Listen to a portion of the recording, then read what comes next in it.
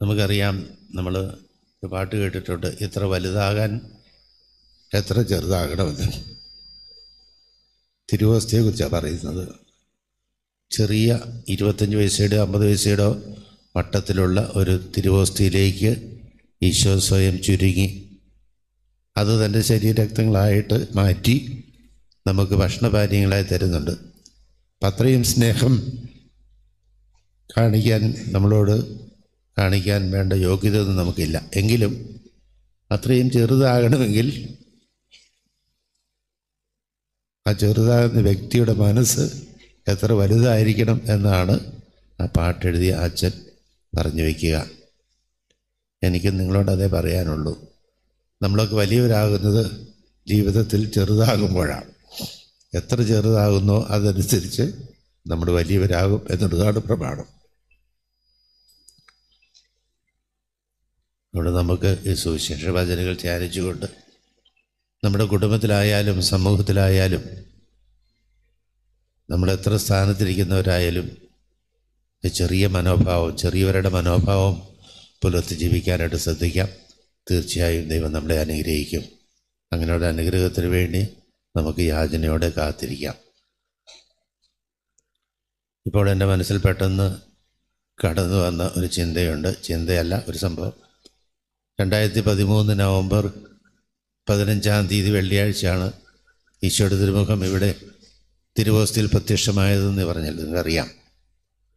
അത് കഴിഞ്ഞ് നമ്മുടെ ഇടവകയിൽ വിളക്കന്നൂർ എല്ലാ വെള്ളിയാഴ്ചയും വൈകുന്നേരങ്ങളിൽ ഒരു മണിക്കൂർ വചന ശുശ്രൂഷയും അതിനുശേഷം ആരാധനയും പിന്നെ കുർബാനയും ഒക്കെ ഉണ്ടായിരുന്നു. ആദ്യ വെള്ളിയാഴ്ചയിൽ വിസ്തൂരയുടെ പ്രദർശനവും.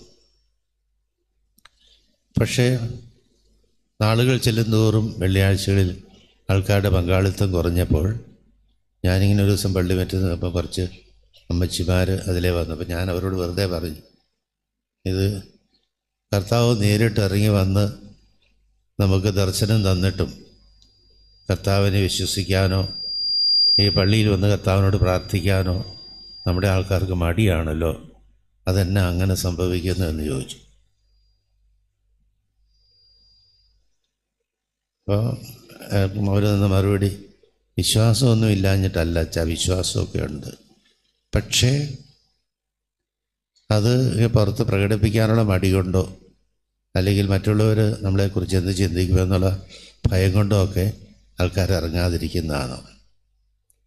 അങ്ങനെ ഭയക്കുകയോ മറ്റുള്ളവർ നമ്മളെക്കുറിച്ച് എന്ത് ചിന്തിക്കുമോ എന്ന് വിചാരിക്കുകയോ ചെയ്യേണ്ട ഒരു കാര്യവും വിശ്വാസത്തെ സംബന്ധിച്ചില്ല. നമ്മുടെ വിശ്വാസം നമ്മുടെ വ്യക്തിപരമായ കാര്യമാണ്.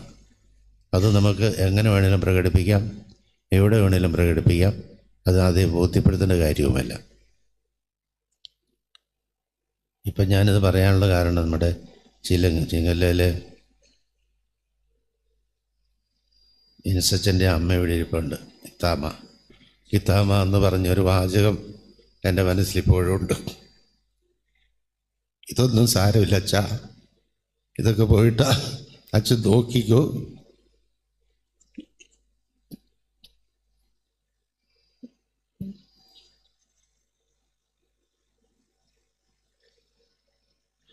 ഇവിടെ ആൾക്കാർ ക്യൂ ആയി നിരന്ന് നിൽക്കും ഈശോയുടെ മുഖം ഒന്ന് കണ്ടിട്ട് പോകാൻ.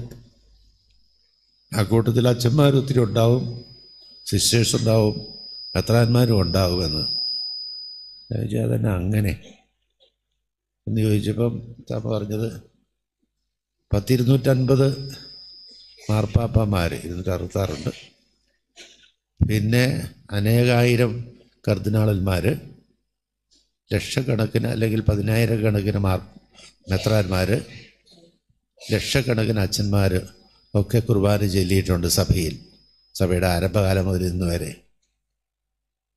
പക്ഷേ അവരാരും കുർബാന ചൊല്ലിയപ്പോൾ ഞാൻ എങ്ങനെയാണ് ഇരിക്കുന്നതെന്ന് ഇവരത് കണ്ടോട്ടെ എന്ന് കർത്താവ് വിചാരിച്ചില്ലല്ലോ. അച്ഛൻ കുർബാന ചൊല്ലിയപ്പോൾ മാത്രമേ ഈശോയ്ക്ക് അങ്ങനെ തോന്നിയുള്ളൂ, അതും ഈ ഇടവകയിൽ. അതുകൊണ്ട് ഈശോ അതിനുള്ള പണി നോക്കിക്കോളും, ആൾക്കാരെ വരുത്താനുള്ള പണി ഈശോ തന്നെ നോക്കിക്കോളും, അച്ഛനതിൽ വിഷമിക്കേണ്ട എന്ന് പറഞ്ഞു. ഞാനത് പൂർണ്ണമായിട്ടും വിശ്വസിച്ചു ഉൾക്കൊണ്ടു എന്നുള്ളതാണ് സത്യം. പക്ഷെ ഇന്നിപ്പോൾ 3-4 ദിവസം മുമ്പ് ഇവിടുത്തെ തിരുനാളിലെ നോട്ടീസ് കണ്ടപ്പോൾ അത് അക്ഷരാർത്ഥത്തിൽ തമ്മ പറഞ്ഞത് നിറവേറ്റപ്പെടുകയാണല്ലോ എന്നൊരു ചിന്ത എൻ്റെ മനസ്സിലുണ്ടായി. കാരണം Pamplany പിതാവുണ്ട്, വലിയമുറ്റം പിതാവുണ്ട്, Njaralakatt പിതാവുണ്ട്, ബത്തേരിയിലെ Joseph Thomas പിതാവുണ്ട്, Remigius പിതാവുണ്ട്, മാനന്തവാടിയിലെ സഹായ മെത്രാനുണ്ട്. അങ്ങനെ ഒരുപാട് മെത്രാന്മാർ വരുന്നുണ്ട്. ഇനി കുറച്ച് കഴിയുമ്പം ഇതിൽ കൂടുതൽ ആൾക്കാർ മെത്രാന്മാരും കർത്താന്മാരും ഒക്കെ വരുമായിരിക്കാം. അതെന്തുമായിട്ട് നമുക്ക് ദൈവത്തിന് വിടാം. എന്തായാലും തമ്മ പറഞ്ഞ വാക്കുകൾ അക്ഷരം പ്രതി ശരിയാവുകയൊക്കെ ദ്വീപിൽ അർപ്പിക്കുകയും ചെയ്തിട്ടാണ് പോയതെന്നാണ്. അതിൽ ചില മെത്രാന്മാർ എന്നെ നേരിട്ട് വിളിക്കുകയൊക്കെ ചെയ്തിരുന്നു. പിന്നെ ഒരുപാട് ജനം പല സ്ഥലങ്ങളിൽ നിന്ന്, ഇന്ത്യയുടെ വിവിധ ഭാഗങ്ങളിൽ നിന്ന് വരുന്നുണ്ട്. അവരെല്ലാം വന്ന് ഈ മുഖം കണ്ട് സന്തോഷത്തോടെ തിരിച്ചു പോകുന്നത്. ദൈവത്തിന് നമുക്ക് നന്ദി പറയാം.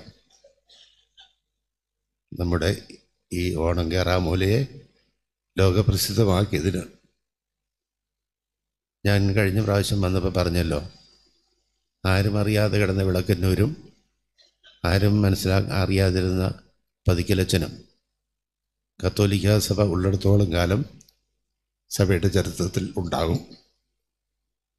ഈ പള്ളിയും ഞാനും സഭയുടെ ചരിത്രം ഉള്ളിടത്തോളം കാലം വിശുദ്ധ കുർബാന എന്ന് പറയുന്ന കൂദാശ ഈ സഭയിലുള്ളിടത്തോളം കാലം ഈ രണ്ടും ഒന്നും ഉണ്ടാവും സഭയിൽ. അതൊക്കെ ദൈവത്തിൻ്റെ ഒരു പദ്ധതിയായിട്ട് നമുക്ക് പരിഗണിക്കാം. അതുകൊണ്ട് ആൾ പറഞ്ഞു കൂടി എന്നുള്ളതിലൊന്നും വലിയ അർത്ഥമൊന്നുമില്ല. ദൈവം നമുക്ക് നന്ദി ദാനത്തെ ഓർത്ത് ദൈവത്തിന് നന്ദി പറയുക മാത്രവുമല്ല, മറ്റാർക്കും കിട്ടാത്ത ഒരു സൗഭാഗ്യമാണ് നമുക്കിവിടെ കിട്ടിയിരിക്കുന്നത്. അതുകൊണ്ട് തന്നെ ആ സൗഭാഗ്യം നമുക്ക് പൂർണ്ണമായിട്ടും മുതലെടുക്കണമെന്ന് പറഞ്ഞാൽ നന്നായിട്ട് പ്രാർത്ഥിക്കുക. ഇവിടെ വന്നിട്ട് ഈ റോഡേ പോകുമ്പോഴെല്ലാം ഇവിടെ കയറി വന്ന് ഒന്ന് പ്രാർത്ഥിച്ച് നമ്മുടെ നിയോഗങ്ങൾ സമർപ്പിക്കുക മാത്രമല്ല, ഈ പ്രദേശത്തെ ഒട്ടാകെ വിശുദ്ധീകരിക്കണമേ എന്ന് പ്രാർത്ഥിക്കുക. ഒരുപാട് വിശുദ്ധീകരണം മനുഷ്യർക്ക് ആവശ്യമായിട്ടുണ്ട്. അപ്പം നമ്മൾ പ്രാർത്ഥിക്കുക, ഈ പ്രദേശത്തെ ഒട്ടാകെ വിശുദ്ധീകരിക്കണമേ എന്ന്, നവീകരിക്കണമേ എന്ന്. അല്ലാതെ എൻ്റെ കുടുംബത്തെ നന്നാക്കിയെടുക്കണമേ, എൻ്റെ ഭർത്താവിനെയും മക്കളെയും നല്ല നിലയ്ക്കാക്കണമേ, സാമ്പത്തിക ഭദ്രത തരണമേ, പിള്ളേർക്ക് ജോലി കിട്ടണമേ, അവർക്ക് നല്ല കുടുംബജീവിതം കിട്ടണമേ എന്ന് മാത്രം പ്രാർത്ഥിച്ചാൽ പോരാ. നമ്മുടെ പ്രാർത്ഥനകൾ സാർവത്രികമാകണം. നമുക്ക് വേണ്ടി മാത്രമല്ല, നമുക്ക് ചുറ്റുമുള്ള എല്ലാവരെയും സമർപ്പിച്ച് പ്രാർത്ഥിക്കുക. എല്ലാവർക്കും നന്മ വരാനും എല്ലാവരും ദൈവത്തിൻ്റെ സ്നേഹവും കാരുണ്യവും മനസ്സിലാക്കി ദൈവത്തോട് ചേർന്ന് നിൽക്കാനുള്ള കൃപയ്ക്ക് വേണ്ടി ഈശോയുടെ തിരുമുഖത്തോട് നമ്മൾ നിരന്തരം പ്രാർത്ഥിച്ചുകൊണ്ടിരിക്കുക. ഇതിനിടയ്ക്ക് ഒരു 3-4 പ്രാവശ്യം ഞാൻ ഈ വഴിക്ക് കടന്നു പോകാൻ റെഡിയായി. പോയപ്പോഴെല്ലാം ഞാനിവിടെ കയറി ഇവിടെ വന്ന് പ്രാർത്ഥിച്ചിട്ടാണ് പോയത്. എന്താ പ്രാർത്ഥിക്കുക നിങ്ങൾക്ക് അപ്പം ഏകദേശം മനസ്സിലായി കാണും. ഞാൻ ഈ പള്ളിയിൽ കയറുമ്പോൾ എനിക്ക് പ്രാർത്ഥിക്കാനുള്ള ഒരു സ്ഥലമുണ്ട്. ഞാൻ നിങ്ങളോട് ഒരിക്കൽ പറഞ്ഞു എന്നാണ് എൻ്റെ ഓർമ്മ. ഈ അൾത്താരയ്ക്കും സക്രാരി ഇരിക്കുന്ന അതിൻ്റെ ഇടയ്ക്ക് ചിലപ്പോൾ ഒരു കസേരയിട്ട് അവിടെ ഇരിക്കും. അതല്ലെങ്കിൽ നിരത്തിരുന്ന് കാല് നീട്ടി അങ്ങോട്ട് വെച്ചിട്ട് ചാരിയിരിക്കും. ചാരിയിരുന്ന് നിൽക്കുന്ന ദിവസം മിക്കവാറും ഉറക്കമായിരിക്കും മെയിൻ പരിപാടി. കസേരയിലിരിക്കുന്ന സമയത്ത് ചിലപ്പം പ്രാർത്ഥിക്കും, കൊന്തയിലും അങ്ങനെ പോയി. എനിക്ക് ഏറ്റവും ഇഷ്ടപ്പെട്ട ഒരു സ്ഥലമായിരുന്നു അത്. രാത്രിയിൽ ഒരുപാട് സമയം ഞാൻ അവിടെ ഇരുന്ന് പ്രാർത്ഥിക്കുമായിരുന്നു. ഒരുപക്ഷേ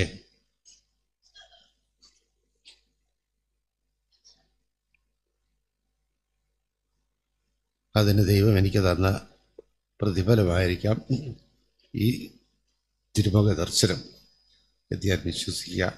അങ്ങനെ വിശ്വസിക്കാനാണ് എനിക്കിഷ്ടം. അപ്പോൾ ദൈവത്തോട് നമ്മൾ ചേർന്ന് നിൽക്കും തോറും നമുക്ക് ഒത്തിരി അനുഗ്രഹങ്ങൾ കിട്ടും. അതുപോലെ തന്നെ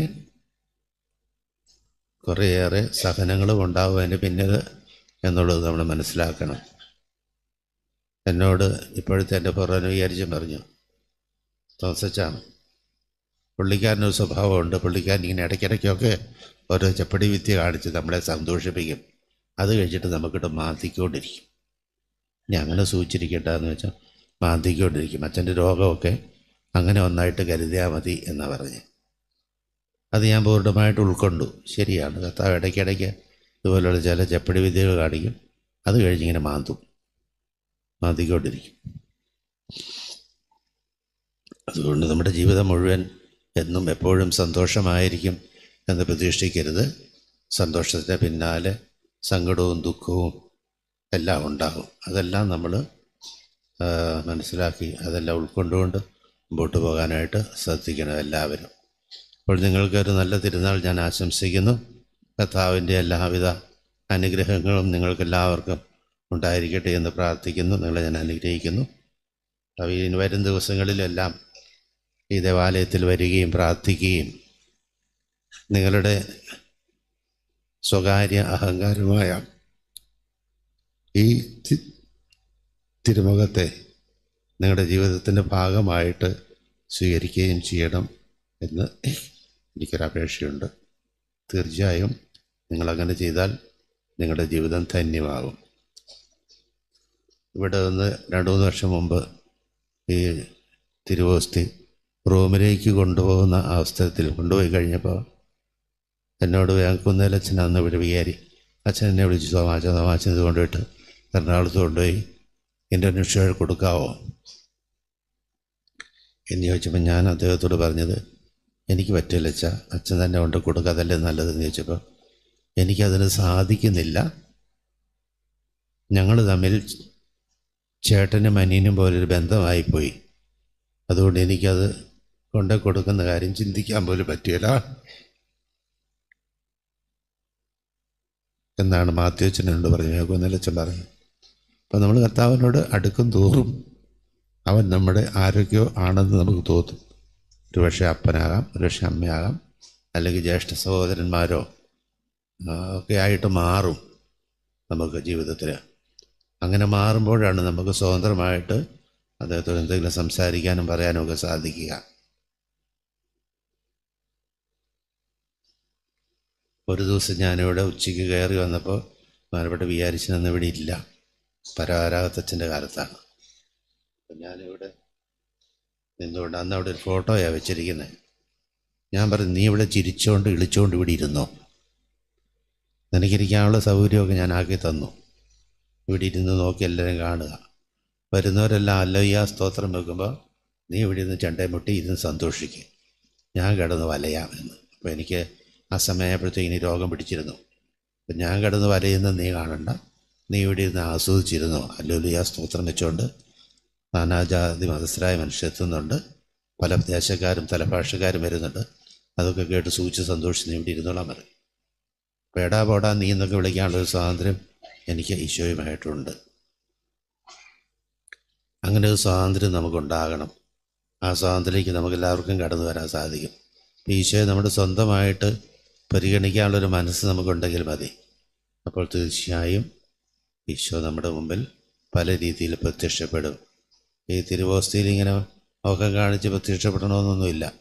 അല്ലാതെ തന്നെ നമ്മുടെ ജീവിതത്തിൽ അനുജീവിതത്തിൽ പ്രത്യക്ഷപ്പെടുന്ന എത്രയോ സന്ദർഭങ്ങളുണ്ട്. അത് പക്ഷേ നമ്മുടെ മാതാപിതാക്കന്മാരിലൂടെ ആകാം, സഹോദരങ്ങളിലൂടെ ആകാം, ഗുരുബോധന്മാരിലൂടെ ആകാം, ആരിലൂടെയും ആയിക്കോട്ടെ. അവിടെയെല്ലാം ദൈവത്തിൻ്റെ തിരുമുഖം കാണാനുള്ള ഒരു മനസ്സ് നമുക്കത് കിട്ടും ഈശോയോട് ചേർന്ന് നിന്ന് കഴിഞ്ഞാൽ. അതുകൊണ്ട് പ്രിയപ്പെട്ടവരെ, നിങ്ങളെല്ലാവരും ആ ഒരു മനോഭാവത്തിലേക്ക്, ആ ഒരവസ്ഥയിലേക്ക് കടന്നു വരണം എന്നാണ് എൻ്റെ ആഗ്രഹവും പ്രാർത്ഥനയും. അതിനുള്ള അനുഗ്രഹങ്ങൾ നിങ്ങൾക്ക് തരട്ടെ എന്ന് ഞാൻ ആശംസിക്കുന്നു, പ്രാർത്ഥിക്കുന്നു. നിങ്ങൾ വിവിധ നിയോഗങ്ങളുമായിട്ടാണ് ദേവാലയത്തിൽ വരുന്നതെന്ന് എനിക്കറിയാം.